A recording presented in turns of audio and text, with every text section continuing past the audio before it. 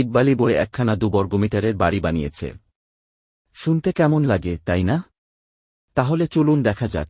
জন এক কোণে বানিয়েছে ছোট্ট রান্নাঘর, আর পাশে একটা ছোট্ট ধোয়ার মেশিন। এখানে জনের স্নানের ব্যবস্থা। দেওয়ালে ঝুলানো শাওয়ার আর ভাঁজ করা চেয়ার। টয়লেটও আছে, তাহলে স্নানঘর পূর্ণাঙ্গ হল।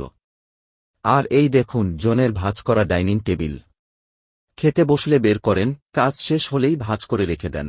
ফ্রেমটা জন নিজেই ওয়েল্ড করেছে, যেন সুপারহিরো। ঘুমানোর জন্য জন যোগ করেছে নিরাপত্তা বেল্ট, যেন ঘুমের মধ্যে পড়ে না যায়।